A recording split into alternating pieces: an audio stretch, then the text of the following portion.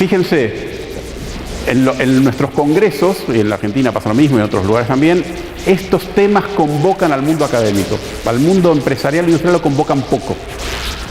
Hay algo en lo que nosotros comunicamos, hacemos, que hace que nos presentemos como que nosotros tenemos un conocimiento que después se lo vamos a transferir a ellos. Y tenemos una actitud peor todavía. Tenemos la sensación de que nuestro conocimiento es tan bueno que un día la industria va a venir a buscarlo porque aquí estamos con lo que sabemos hacer. Y todos sabemos que así no funciona. Sin embargo, seguimos haciendo eso. Las unidades de instalación tecnológicas, OTRIs o como se llamen, tenemos, y también me coloco en ese lugar, tenemos la idea de que nosotros en la universidad hacemos unas cosas geniales y que son tan buenas que efectivamente la industria se va a dar cuenta de que va a venir a buscar lo que nosotros hacemos. ¿Y eso funciona o no funciona? Efectivamente no funciona. Sin embargo, insistimos. Y ese tipo de cosas son las que yo quiero poner el acento en que hay que cambiar. Primero porque otros conocen, otros también generan conocimiento, y además porque el mundo este es un mundo de interacciones, de diálogos, de co-creación, como se llama modernamente, de diseño compartido, co-creado, y son el tipo de cosas que hay que romper, porque si no las cosas van a suceder de todas maneras en otro lugar. Y los académicos, para llamarlo de una manera, nos vamos a quedar atrás. Y después vamos a tener que ir a ver cómo hacemos para que la industria o el sector por generador de valor nos convoque o se conecte con nosotros para hacer determinadas cosas. Lo que pretendo hacer ahora es provocar, no pretendo dar ninguna lección ni nada por el estilo, además para despertarnos un poco, sabiendo que después tienen suerte que viene el café. ¿Sí? La frontera de lo que es innovación se amplía enormemente. En este congreso de gestión tecnológica se va a hablar, por ejemplo, de innovación social. Se va a hablar de innovación pública o gubernamental. El concepto de innovación también se ha ampliado muchísimo. Algunos ya están cuestionando si innovación quiere decir algo. Ahora parece que todo cambio es innovación. No, efectivamente no es así, pero innovación tecnológica secas también se queda corto. Hay muchísimas experiencias de innovación social, gubernamental, pública, ciudadana, que son terriblemente disruptivas y están generando muchísimas transformaciones.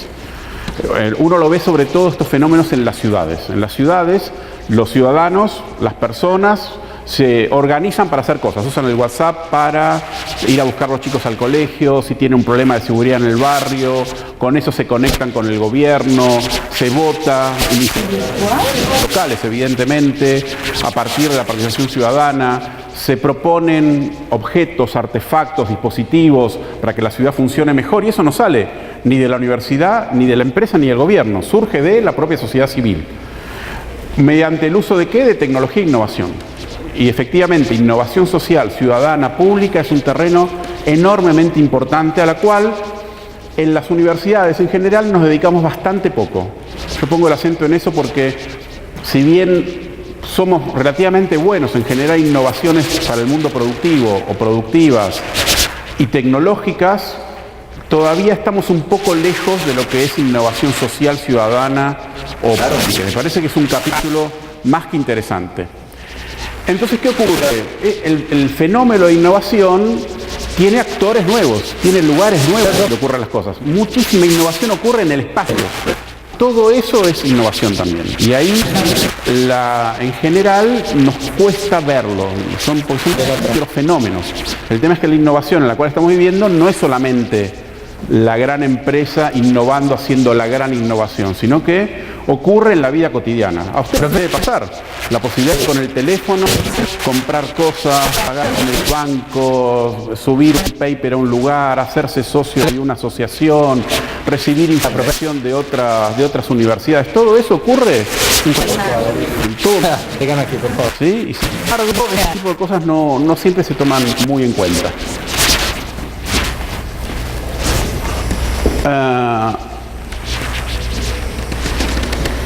Nosotros, este esquema lo conocen todos los que se dedican a este tema, obviamente, pero yo quiero llamar la atención sobre lo siguiente. Nuestros países, me refiero sobre todo a América Latina, en general, estamos más o menos moviéndonos entre la segunda y la tercera revolución industrial, ¿sí? O tecnológica. Recién ahora estamos muy fuertemente trabajando la inclusión de tecnologías de la información y la comunicación en el sector productivo, en el desarrollo de la industria del software, que es muy valiosa y está muy bien.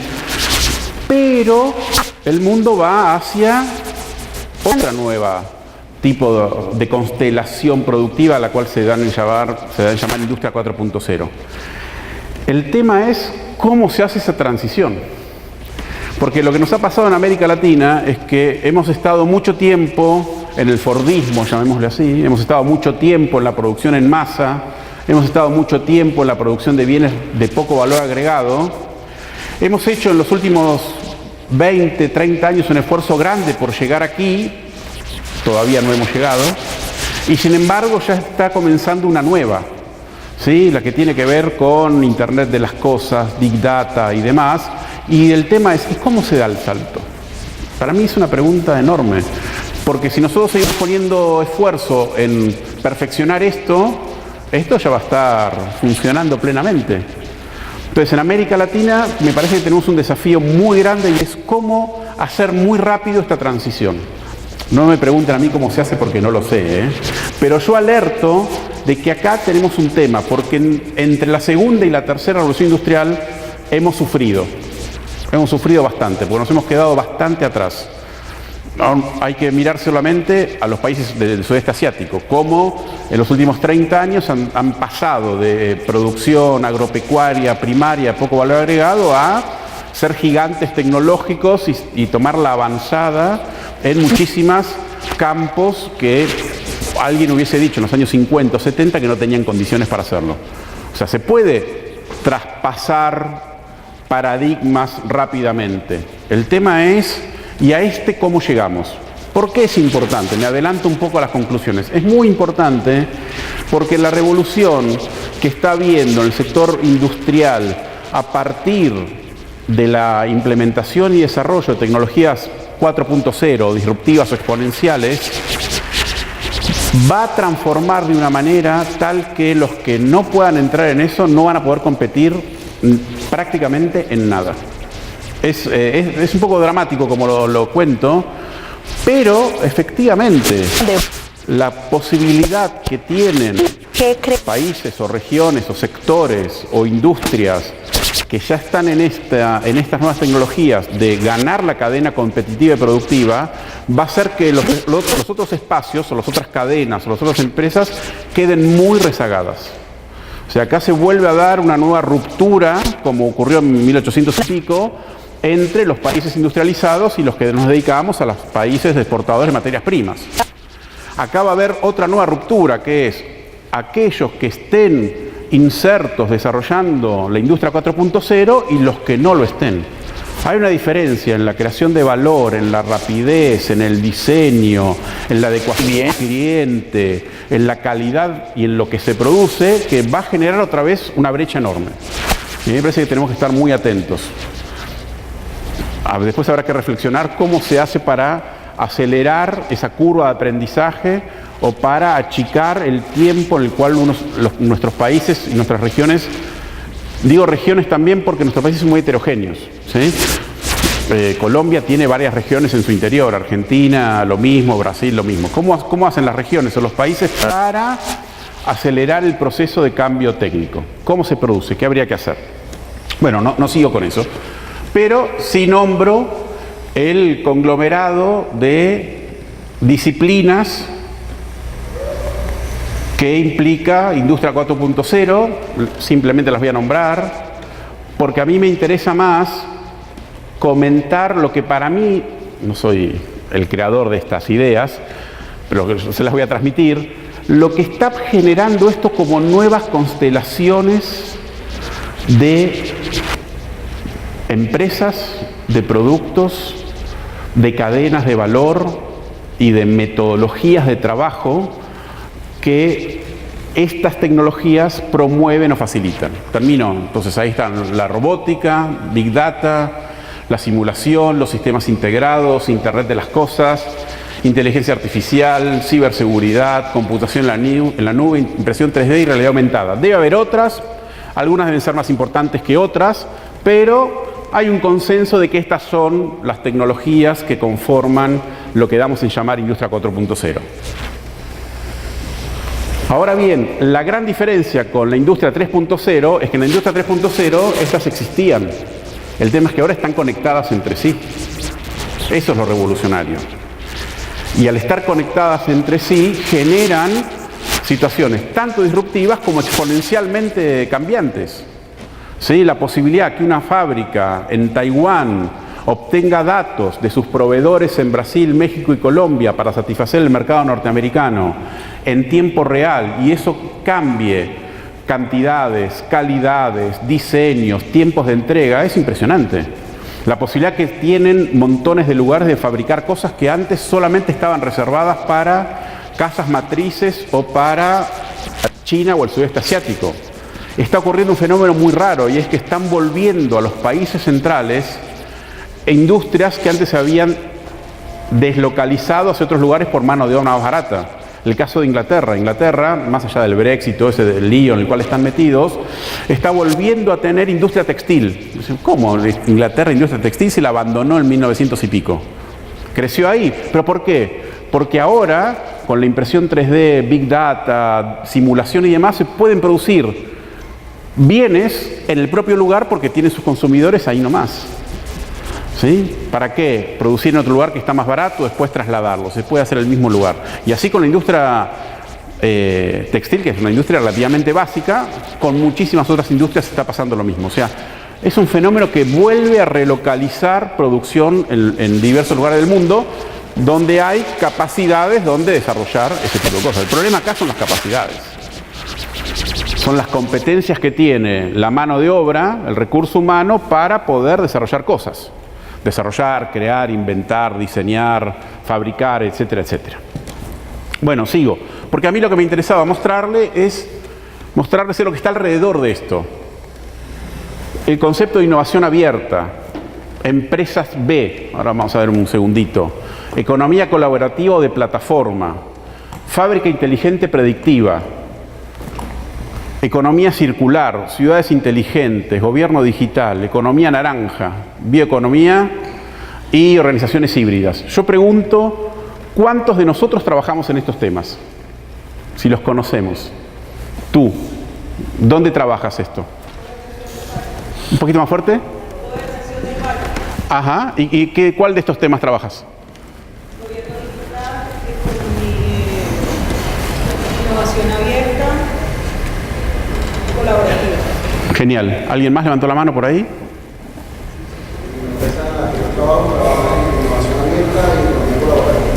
Muy bien. ¿Alguien más? Soy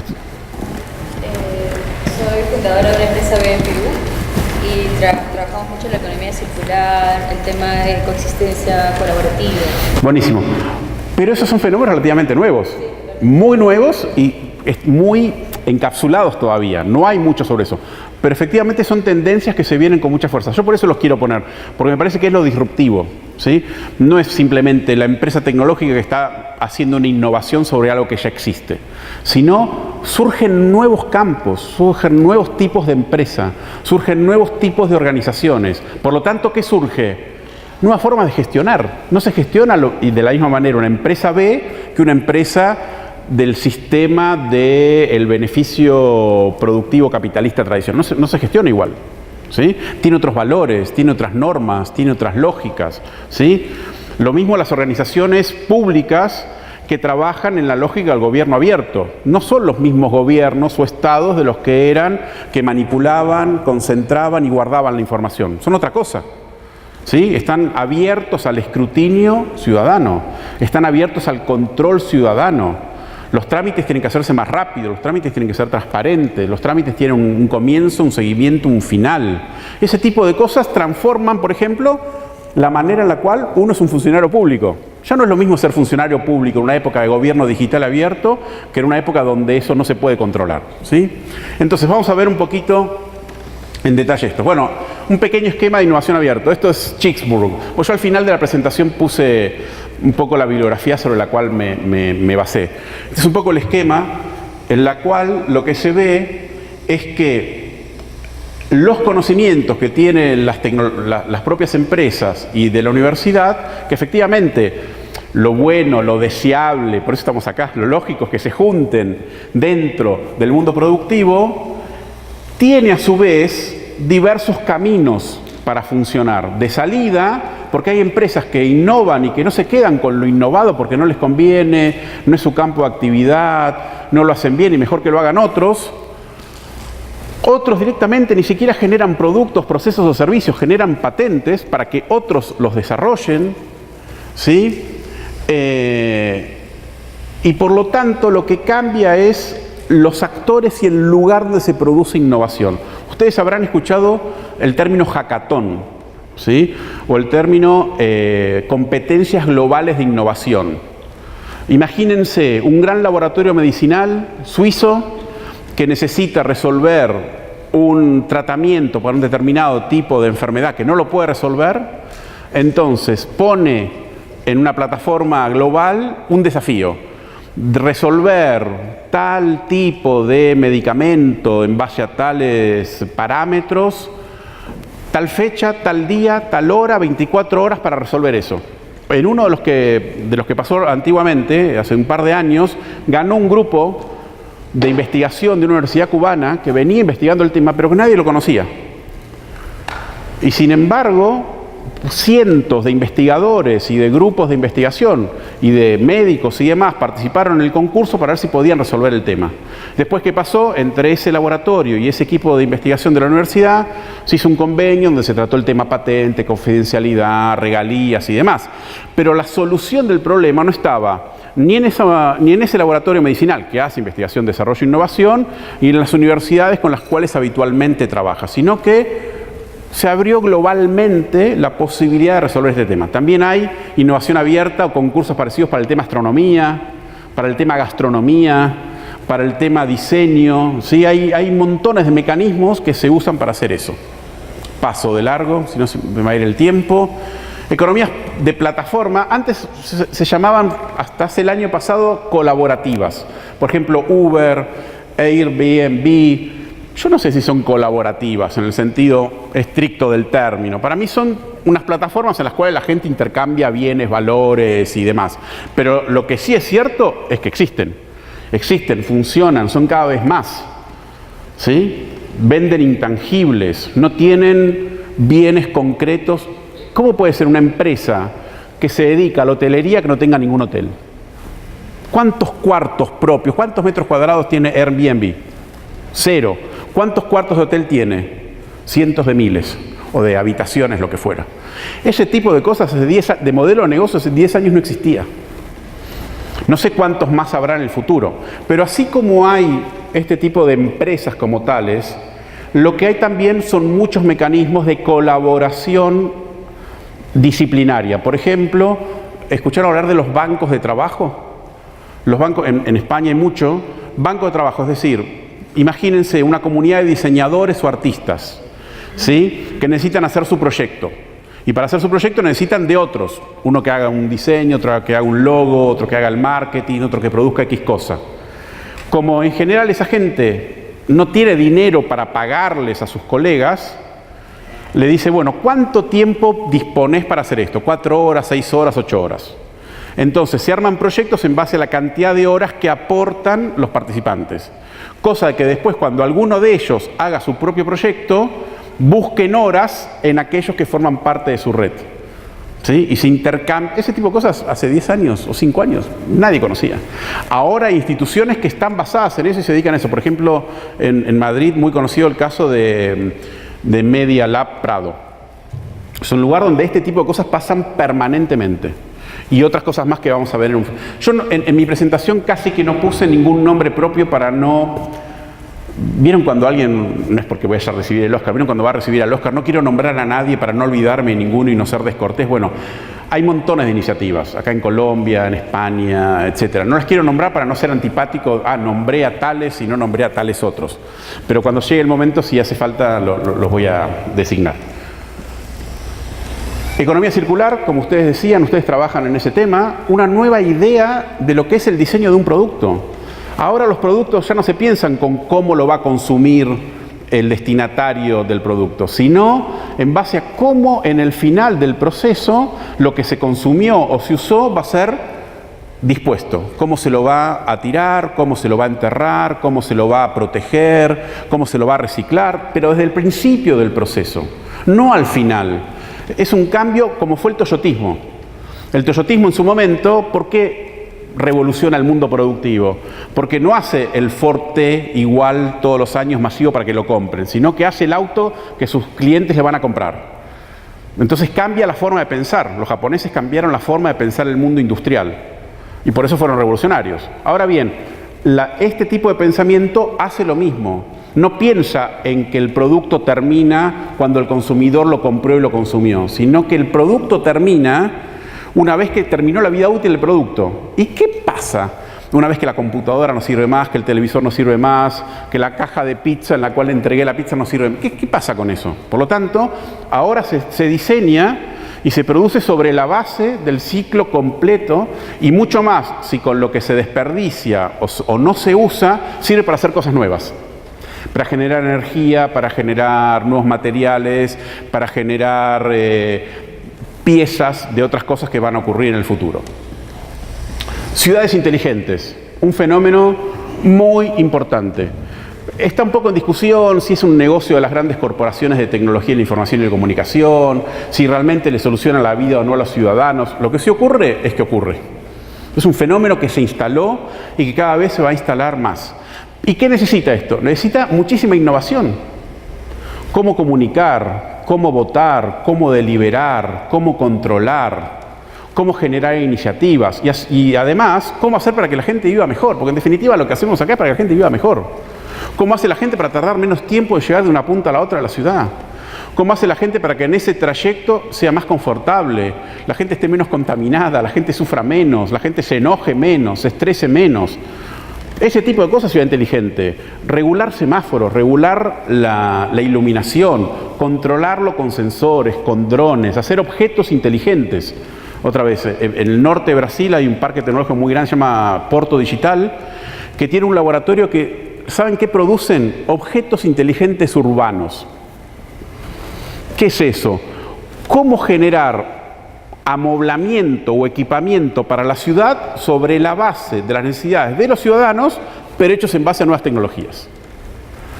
Por ejemplo, el caso más típico, el semáforo inteligente, que puede cortar el tránsito o no, de acuerdo a si hay embotellamiento, si no lo hay, permitir que las cosas avancen y que no. Eso manda información a otros puntos de la ciudad, eso puede generar variaciones en cuanto al flujo del tránsito, etcétera, etcétera, etcétera. Porque en definitiva, creo que lo que estamos acá, nuestro interés es que la gente viva mejor. Que los ciudadanos tengan más capacidades para hacer cosas, que la sociedad sea lo más integrada posible. Bueno, esta es una de las herramientas en las cuales eso se ve. Bueno, dentro de Smart Cities o primo hermano de Smart Cities, los gobiernos abiertos o digitales. Ya dijimos algunas cosas sobre esto, no vale la pena decir un poco más, pero tiene tres pilares, ¿no? La colaboración, la participación ciudadana y la transparencia en el accionar. Por ejemplo, una iniciativa de Argentina, trunca todavía. Ustedes saben que en la Argentina somos especialistas en generar grandes ideas y no concretarlas. Es un problemita que tenemos. O dejarlas por la mitad. ¿Qué va a ser? Cada uno tiene sus problemitas.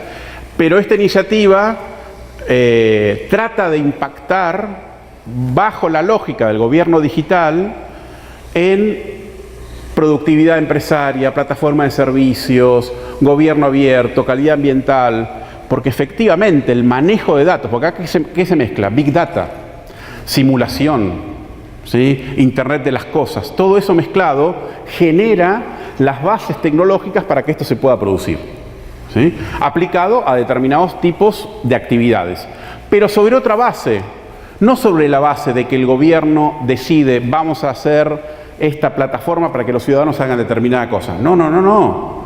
Sino que surge de la convocatoria de la participación y la opinión de los ciudadanos. Porque atrás de todo esto, si no hay procesos de participación y co-creación, no vale la pena ni siquiera hacerlo. Sigo, porque se me va a ir el tiempo y ya tengo que terminar.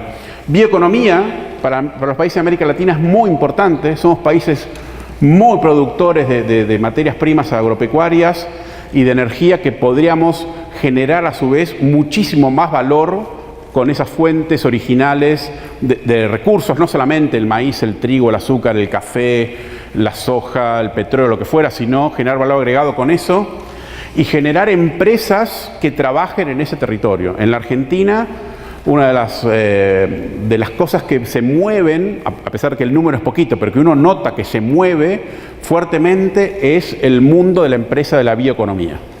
¿Sí? Generar empresas a partir de reciclado, reutilización, agregación de valor en origen, etcétera, con respecto al mundo biotecnológico.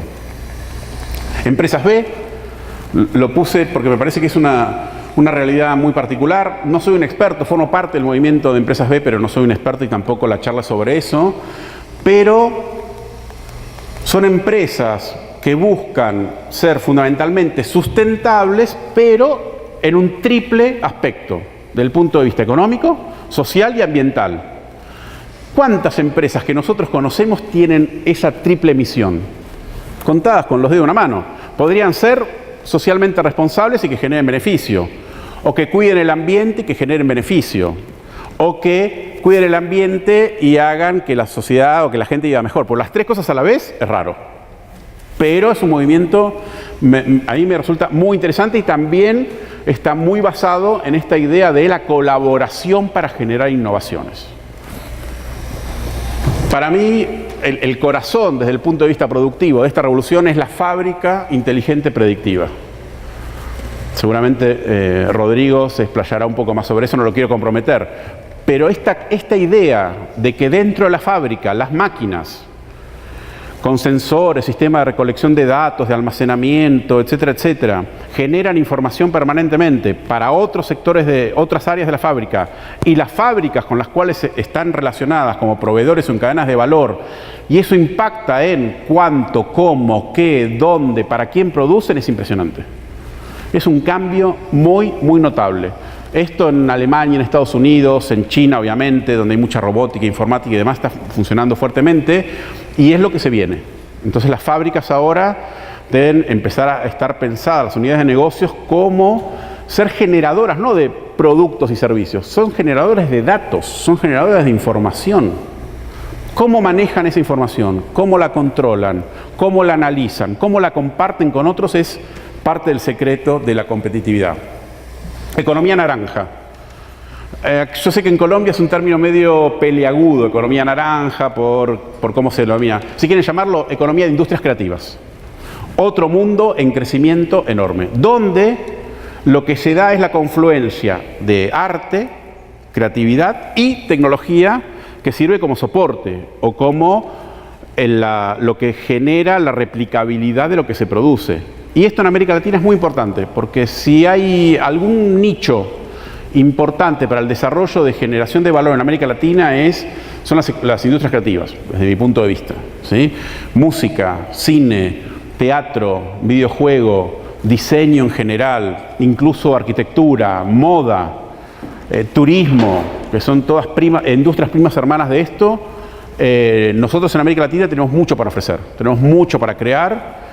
Y esa creatividad original que tenemos, bien motivada, bien trabajada, bien formada, más tecnología de esta, creo que puede dar un salto cualitativo y cuantitativo muy interesante. Bueno, economía, acá puse cuáles son, no vale la pena detenerse en eso, más o menos conocemos. Entonces, tenemos un montón de desafíos. O sea, lo que yo pinté parece muy, muy lindo, hay un montón de oportunidades, el mundo cambia, qué suerte, qué genial, pero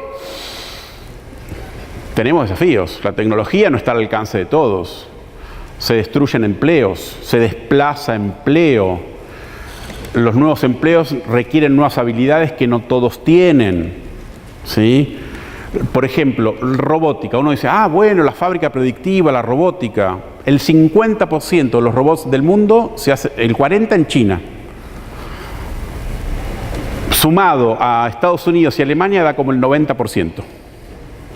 De todo lo que hay en el planeta. Por lo tanto, no queda prácticamente nada para el resto. Si lo queremos ir a comprar, difícil, caro. Y si lo queremos producir, difícil porque es complejo armarlo. Entonces, este nuevo mundo genera un montón de oportunidades y muchísimos desafíos, ¿sí? En la tecnología, cómo manejar los datos, cómo generarlos, cómo almacenarlos, cómo analizarlos. El tema de la ciberseguridad, un terreno nuevo, fundamental. La mayoría de las transacciones que hacemos nosotros ahora son vía digital y cibernética, ¿sí? Los datos nuestros, todo el mundo sabe dónde estoy yo dando clase ahora, charlando con ustedes, ¿sí? Y sabe a qué hora vengo, a qué hora me voy, a dónde salí, qué compré ayer, qué hice en el hotel, a dónde voy. ¿Por qué no son mis datos? ¿Por qué son de otros? Por ejemplo, o las empresas que manejan sus planos, sus diseños, sus tecnologías y las tienen guardadas, almacenadas en sus empresas. ¿Están realmente almacenadas? ¿Están realmente seguras? Y los bancos, los sistemas financieros, es decir, ni hablemos de la seguridad de los países y los ciudadanos, ¿sí? Hay un terreno ahí terriblemente desafiante. Tenemos un problema de aumento de desigualdades entre individuos, entre grupos sociales, entre regiones y entre países. Una desigualdad nueva, diferente a lo que propuso el capitalismo industrial del siglo XX y principio del siglo XXI. ¿Sí? Manuel Castells diría estar conectados o no, ¿sí? Lo mismo que otros que se dedican a pensar este tipo de cosas. Ahora, no solamente estar conectados o no, porque conectados estamos todos. Ahora bien, ¿qué habilidades tenemos cuando estamos conectados? ¿Podemos diseñar, podemos programar, podemos generar cosas o somos meramente utilizadores pasivos de tecnología? Hay una diferencia muy grande. Más desafíos en los negocios. Ahora la producción es de intangibles, es difícil medir. La producción es de servicios, difícil de medir, de cuantificar, de controlar, ¿sí? Las organizaciones cada vez están más integradas por esta idea de que el conocimiento y la tecnología están dispersas por el planeta. Actualmente una empresa ya no es lo que era antes. Una empresa que era un lugar donde la gente entraba a trabajar una hora, trabajaba durante el día, se iba a la tarde y al mes, cuando terminaba el mes, cobraba una paga, recibía una nómina. ¿Cuántas empresas funcionan así ahora? Prácticamente ninguna. Ni siquiera las grandes corporaciones. Ese nuevo tipo de trabajo, a distancia, part-time, flexible, por objetivos, por proyectos, es un cambio absolutamente revolucionario, ¿sí? Que impacta en cómo se trabaja y en cómo vive la gente, ¿sí? La idea de encontrar proveedores y clientes a nivel global, eso cambia la idea de cómo se crea y cómo funciona una empresa. En los empleos, cómo generar la nueva interacción hombre-máquina, los nuevos perfiles de trabajo que son altamente especializados, y así sucesivamente. Bueno, son un montón de cosas que ustedes ya conocen, pero tenemos ahí un conjunto de desafíos nuevos que no son los mismos de la revolución tecnológica anterior. La revolución tecnológica anterior era cómo conseguir muchos millones de trabajadores que hagan todo el tiempo la misma cosa por el mismo salario y de la misma manera. Eso no existe más. Ahora el desafío es cómo tenemos trabajadores diversos, heterogéneos, ubicados por diversos lugares del mundo, con habilidades que cambian permanentemente. Ustedes habrán visto, porque se dedican a eso, las tablas que ocurren, que se producen sobre los requerimientos de habilidades que se le demandan a los trabajadores. ¿Qué dicen las compañías? No consigo trabajadores. Hay un montón de gente que no trabaja y las compañías, las industrias no consiguen trabajadores. ¿Por qué? Y porque los perfiles a los cuales formamos las universidades o lo que habitualmente aprende el trabajador a desarrollar ya no es compatible con lo que la nueva industria requiere. La nueva industria requiere trabajadores creativos, trabajadores con pensamiento crítico, trabajadores que sepan trabajar en equipo, trabajadores que sepan manejar, almacenar datos. ¿Dónde se enseña eso? En ningún lado. Las universidades no formamos en eso y la escuela secundaria mucho menos.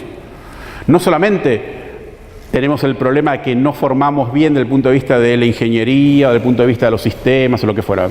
Se puede solucionar lo técnico. ¿Cómo solucionamos lo actitudinal? ¿Cómo solucionamos las competencias de empatía, de trabajo en equipo y de pensamiento crítico que tienen las personas? Es otra cosa. Porque enseñar a pensar, a criticar, a razonar, a trabajar en equipo dentro de la universidad es como una cosa medio rara. Somos enciclopedistas en eso. Aunque enseñemos nuevas tecnologías. Nos cuesta mucho, son escasos los lugares donde esto se trabaja.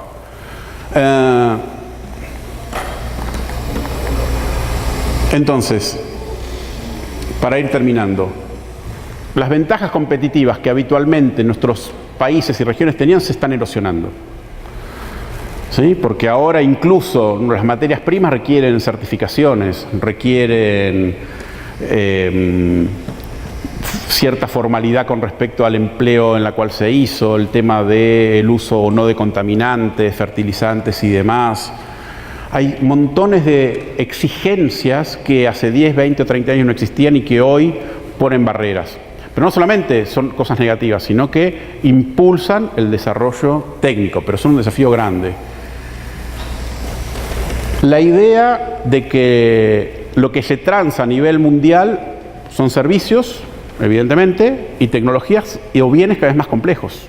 Y por lo tanto hay un desafío de generar bienes y servicios cada vez con mayores niveles y estándares de calidad y de innovación. El mundo hoy tiene cientos de miles de espacios productivos, ¿sí? Hay pequeñas aldeas, pequeñas ciudades, pequeños barrios, pequeños conglomerados productivos en todo el mundo que tienen mano de obra calificada y que pueden generar, por utilizar Industria 4.0, los bienes que otros necesitan o formar parte de unas cadenas de valor que antes efectivamente no podían. Eso es un desafío muy grande. Es una oportunidad enorme, pero es un desafío muy grande también. Por lo tanto, la idea de que la Industria 4.0 y sus tecnologías asociadas tienen que entrar o penetrar más rápidamente en el tejido productivo es una exigencia impresionante. No podemos dejar pasar esto. Ya dejamos pasar otras oportunidades. Esta no la deberíamos dejar pasar, por lo menos la conocemos.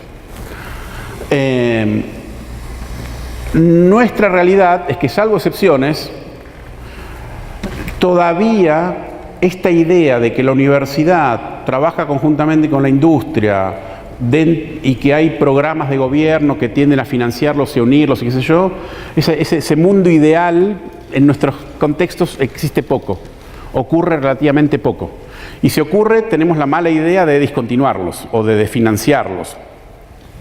Y por lo tanto, un desafío muy grande que tenemos es cómo generar esos ecosistemas de vinculación y de interacción público-privada con todos estos actores que se mantengan en el tiempo, que van a ir cambiando porque las tecnologías y los mercados y los desafíos cambian, pero en principio la idea de que los territorios, acá se va a tratar el tema, los territorios son la fuente de la competitividad, es una idea que no debe ser abandonada. No son ni las empresas, ni las universidades, ni los gobiernos, ni la sociedad civil. Son todos esos trabajando conjuntamente.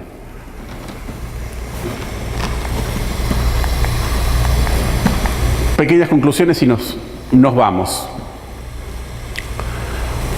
Fundamental reconocer que los trabajadores, las personas, los individuos, incluso los académicos, necesitamos formarnos en nuevas habilidades.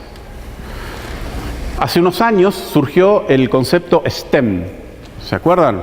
Ciencia, tecnología, ingeniería, matemáticas, dicho en inglés. 5 años después le agregaron una A, STEAM, para ponerle artes. Artes entendiendo como lo humanístico, la empatía, las habilidades blandas. Porque si bien hace 10 años alguien dijo, acá lo que se viene es la ciencia, la tecnología, la ingeniería, los sistemas, la industria 4.0, alguien dijo, paren, no alcanza con eso. Porque son personas, se tienen que relacionar, tienen que armar equipos, tienen que compartir y combinar cosas, por lo tanto necesitan otras habilidades. Y las habilidades de hoy no van a ser las habilidades dentro de 5 años. Y la mitad de los empleos que existen hoy, dentro de 10 años no van a existir más. Y el 25% de los empleos aproximadamente dentro de 10 años todavía no se sabe cuáles son. ¿Cómo uno se prepara para eso? Habrá que pensarlo. El mercado laboral tampoco está de acuerdo con estos nuevos cambios. La idea de que la gente trabaja desde la casa, la idea de que la gente trabaja a distancia, la idea de que la gente trabaja en muchos lugares a la vez, la que la gente trabaja por proyectos, la que la gente emprende y desemprende cada 2-3 años. Por lo tanto, nuestros mercados laborales deben ser repensados desde el punto de vista regulatorio.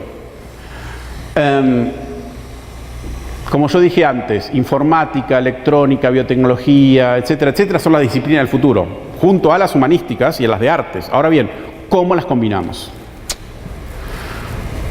¿Cómo hacemos para que nuestros ingenieros, nuestros tecnólogos, o por otra parte, nuestros economistas y administradores de empresas, o nuestra gente que se dedica al arte, industrias creativas, pueda al menos dialogar? Es un desafío formativo que me parece muy interesante. ¿Qué cosas hay que tratar de pensar en conjunto? Porque nosotros, los humanos, estamos acostumbrados, porque somos racionalistas occidentales, a pensar analíticamente. Un problema, lo analizamos, lo solucionamos, tenemos otro. Acá tenemos, para mí, 4 cosas que hay que pensar conjuntamente. Nuestro sector industrial y de servicios. ¿Es moderno, no es moderno? ¿Está integrado, está desintegrado? ¿Tiene capacidad exportadora, no lo tiene? ¿Qué nichos? ¿Sí? Todo un tema. Las capacidades científico, tecnológico y académico. ¿A qué gente formamos? ¿Cómo la formamos? ¿Qué disciplinas? ¿Qué mecanismos tenemos de promoción, de evaluación y demás? ¿Cómo en esa ecuación ponemos lo que realmente, por lo menos en América Latina, sabemos hacer y tenemos en abundancia, que son recursos naturales? ¿Y cómo hacemos que la sociedad, los ciudadanos, los clientes, los consumidores, los beneficiarios participen activamente en esos diseños? Para mí, el gran tema es armar algo parecido a lo que Etzkovich y compañía nombraron en su momento la triple hélice. Yo no soy muy fanático de la teoría de la triple hélice, sinceramente. Yo soy más fanático de las teorías de sistema racional de innovación tipo Lundvall y compañía. Pero gráficamente se ve bien. Históricamente, el tema era que las sociedades en el siglo XX, XXI eran más dinámicas, más creativas, más innovadoras cuando lograban hacer que gobierno, sector empresarial y universidades y centros tecnológicos pudieran trabajar mancomunadamente, pudieran encontrarse. De ahí surge todo el tema de parques tecnológicos, incubadoras de empresas, áreas de innovación y demás. Muy bien, el tema es que gracias a los escandinavos, que tienen esa conciencia muy fuerte de lo social, la participación y demás, han incorporado la idea de, bueno, y el tercer sector, o sea, la ciudadanía, ¿dónde está en este esquema? Los que hacen equipamiento médico, ¿lo hacen en conjunto preguntándole al paciente qué necesita, cómo lo usa, si está satisfecho, si no lo está, qué necesita? No lo hacen. Los que usan el transporte, ¿lo hacen pensando en cómo la gente realmente toma el colectivo, de dónde va, hacia dónde, va cargado, no va? No. Hay una necesidad de la empresa, tal vez del sector gubernamental y tal vez de la universidad, se ponen de acuerdo, hacen un colectivo inteligente, un metrobús, lo que fuera. ¿Y los ciudadanos? ¿Y los usuarios? ¿Y los beneficiarios dónde están? Bueno, simplemente la idea en esta idea del mundo tecnológico, que para nosotros en nuestra cabeza es universidad-empresa, hay otros actores. Universidad, empresa, gobierno, sí, sociedad civil, para llamarlo de una manera, o tercer sector. Esto a mí me parece que es de lo más disruptivo, más que no es una tecnología disruptiva, es una manera, para mi gusto, diferente de pensar incluso el artefacto tecnológico. Artefactos tecnológicos, llámese un sistema operativo, un medio de transporte, un sistema cloacal, una fábrica predictiva inteligente, lo que fuera. Digamos. Más allá del artefacto tecnológico es cómo se participa, cómo se co-crea, cómo se codiseña. Y termino con esto. De todas maneras, la industria 4.0 y cosas relacionadas son cuestiones de Estado. No son meramente cuestiones de vamos a sumar actores aislados por ahí. Requiere políticas de Estado, sobre todo en continentes como los nuestros, que estamos un poco desintegrados, que somos un poco pobres, que la riqueza no abunda, que encima está mal distribuida. Entonces, son cuestiones de Estado. Necesitamos políticas de Estado. Nuevas, de nuevo tipo, participativas, transparentes, etcétera. Pero a nosotros ese tipo de cosas nos hace falta en abundancia. Si bien, ahora yendo mayor a menor, si bien es un tema de políticas de Estado, hay actores que privilegiadamente tienen que incorporarse, las empresas sobre todo. Obviamente, los estados, ya está demostrado. Por ejemplo, en Alemania el tema de la apropiación, uso, desarrollo de robótica no es meramente producto de las grandes empresas automotrices o químicas o metalúrgicas alemanas. El Estado alemán hizo programas específicos para invertir en robótica, invertir en adquisición de robótica, adquirir nuevas habilidades en los trabajadores, reconvertir la mano de obra. Fueron programas públicos, ¿sí? No ocurre esto por arte de magia. El mercado esto en general no lo soluciona. O si lo soluciona, en realidad lo que hace es dispersar hacia donde más riqueza u oportunidades hay. No va hacia todos, ¿sí?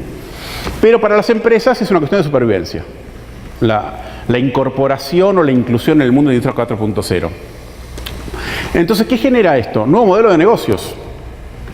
¿Sí? Los nuevos modelos de negocios ahora son más globales, son más dinámicos. Una empresa hoy se arma distinto que incluso hace 10 años. Hace 10 años lo que trabajábamos en creación de empresa, trabajábamos el plan de negocios. ¿Alguien trabaja en emprendimiento acá? ¿Vieron? El plan de negocios. Hasta que el emprendedor, si era investigador, no sabía hasta la última consecuencia. Cuánto iba a ganar, cuánto iba a cobrar, cuánto... no se podía lanzar la empresa. Hoy una empresa se lanza en semanas, en meses. ¿Sí? Y si se fracasa, no importa, se empieza de nuevo. ¿Sí? Porque lo que impera ahora es más bien cuál es la relación con el cliente, la idea del modelo de negocio, el design thinking, todo ese tipo de cosas hace que la creación del negocio, la implementación del negocio, el desarrollo del negocio sea muy diferente a como era incluso no hace 50 años, hace 10. ¿Sí? Hay una nueva cultura, la cultura hacker. Nosotros en algunos lugares, algunos ámbitos de innovación lo estamos trabajando. Esta idea de hay gente que hace empresas de un día para el otro, o hace proyectos o productos muy rápidamente, y que ni siquiera está en una empresa. ¿Dónde está? En un café. ¿Dónde está? En un espacio de coworking. ¿Dónde está? En lo que nosotros llamamos un espacio maker. Un lugar en el cual va gente que se vincula con otros, que están presentes o están en otro lugar y arman sus proyectos por computador y por internet. ¿Sí? Ese tipo de cosas, insisto, hace 10 años, para nosotros hacker era mala palabra. El hacker era aquel que se metía en una empresa y le robaba los datos y no sé qué más. No, hoy es una actitud positiva. Tal es así que hay universidades y hay municipios que tienen espacios hacker dentro suyo para poder trabajar. ¿Sí? Esta idea de lo rápido, lo disruptivo, lo desafiante que ocurre en determinados ámbitos. Tal es así que lo que algunos estamos armando en algunos municipios y con algunas universidades y con algunas empresas es generar estos espacios que se arman y se desarman, que la gente va, trabaja, tiene unas tecnologías a disposición, entra, sale, hace lo suyo y tal vez no la vemos nunca más. Pero están generando valor, y están generando negocios, y están generando oportunidades que escapan a esa idea de usted viene, presenta un plan, lo evaluamos, lo vemos, lo acompañamos. Eso sigue existiendo para algunas cosas, pero para otras no. ¿Escucharon el término Fab Labs, los laboratorios de fabricación? Espacios en los cuales la gente va a hacer un objeto, un producto que necesita para su producción, para vender, para completar algo que está haciendo, baja el programa, en general el software libre, y una impresora 3D o aditiva lo produce en el momento. Pero ahí los Fab Labs tienen la característica, es un lugar donde se enseña a la gente a hacer las cosas, se la acompaña en el proceso. Los Fab Labs están obligados a que tengan horarios para que la comunidad vaya a hacer sus propios proyectos. ¿Sí? Algunos cobran membresía, otros no. Algunos están dentro de universidades, otros son de municipios, algunos son con alguna cámara empresarial. Nosotros en Buenos Aires tenemos uno con la Cámara de Empresarios del Mueble, con la Universidad de Buenos Aires y con el municipio. Y entre los tres es un lugar donde los trabajadores aprenden, los diseñadores diseñan, los empresarios piensan sus modelos de negocios y trabajan ahí, no trabajan en la fábrica. Un modelo medio raro.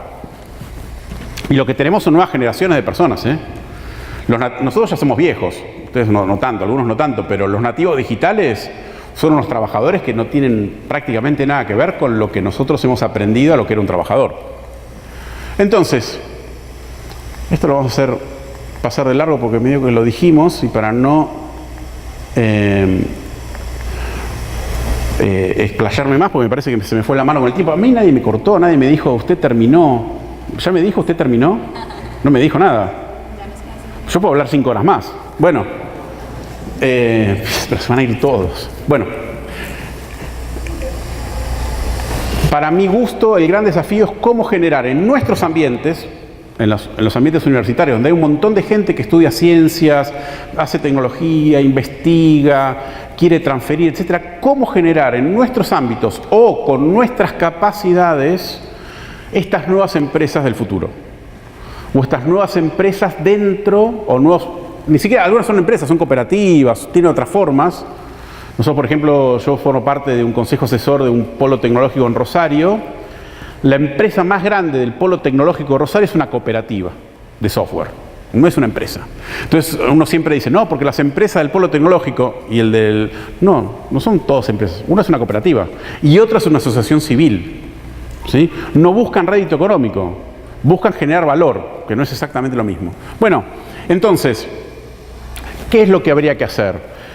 Aparte del aula, aparte del laboratorio, aparte de las actividades de extensión, yo propongo, y en algunos lugares se puede implementar más fácilmente, en otros menos, generar otro tipo de cosas, de dispositivos, de ambientes, de lugares, para que la gente pueda desarrollar su creatividad, para que la gente pueda implementar sus ideas, para que la gente no solamente termine recibiendo un título o escribiendo un paper o un trabajo final que se cuelga en una biblioteca. ¿Sí? Poder hacer de la universidad, sobre todo, y de los centros de investigación y desarrollo, lugares de experimentación de nuevos negocios. Eso es lo disruptivo. No sé si les sonará muy disruptivo o no. En América Latina hay poco, muy poco. ¿Cómo se hace para medir que un joven, para terminar su plan de estudios, hace una empresa? Difícil.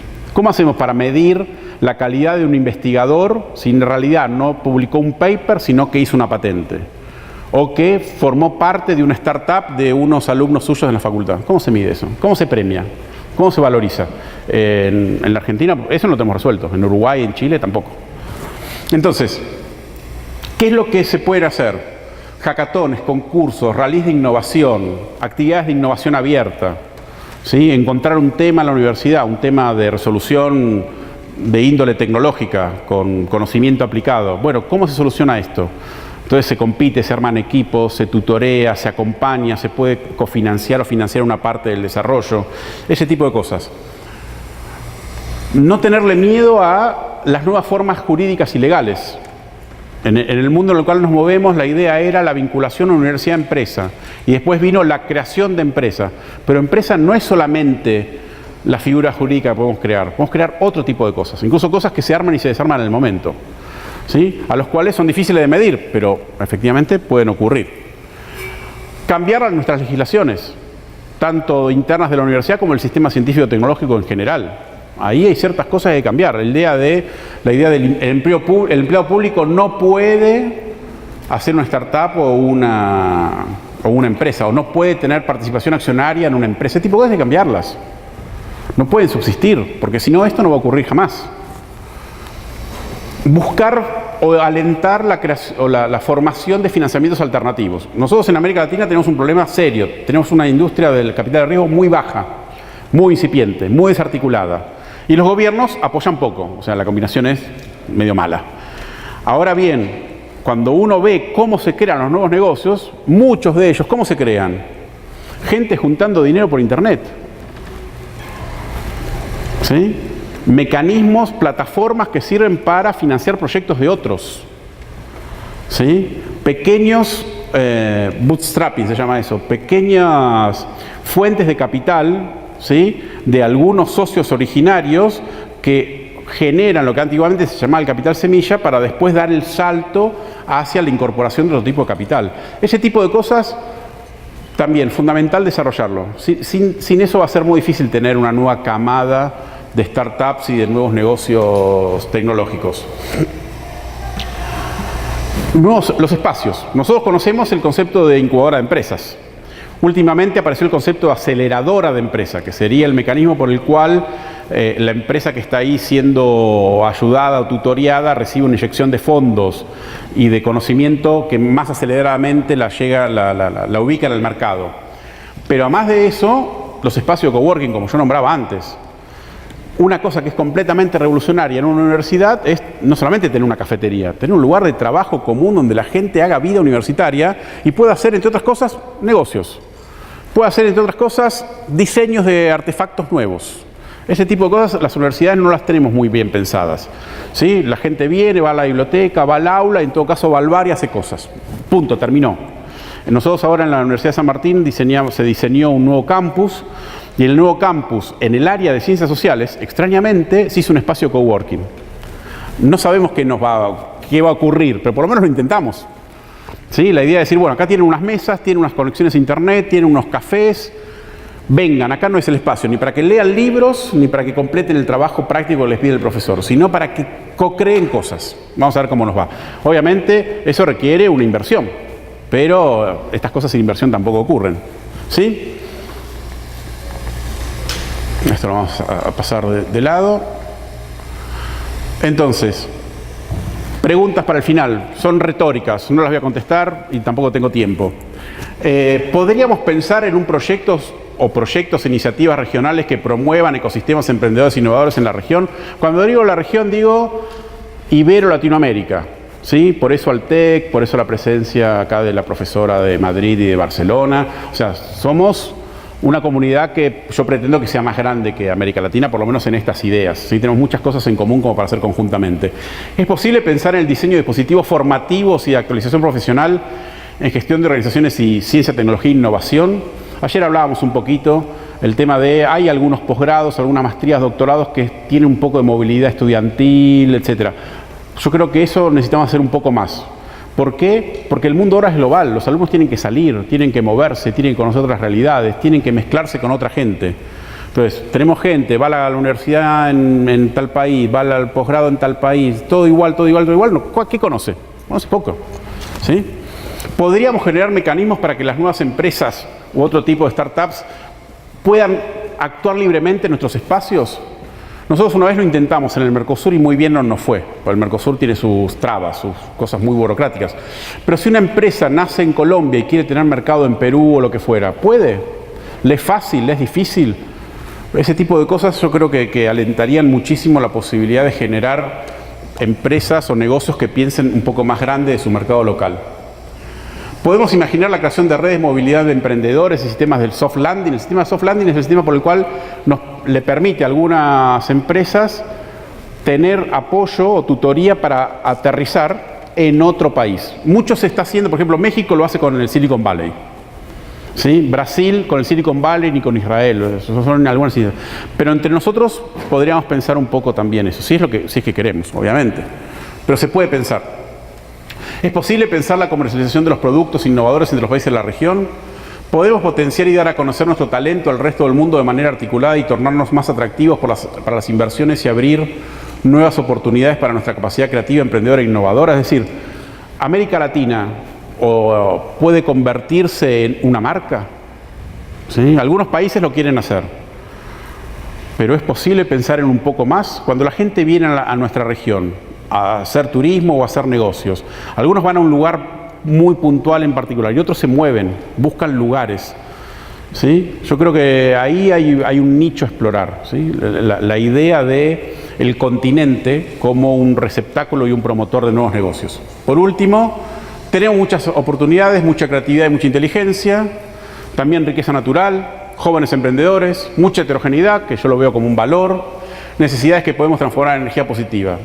Muchos casos, ejemplos en la región así lo demuestran. Incubadoras, aceleradoras, Fab Labs, espacios makers, polos tecnológicos, oficina de vinculación, programa de formación de gerentes tecnológicos. Hay un montón en la región. ¿Sí?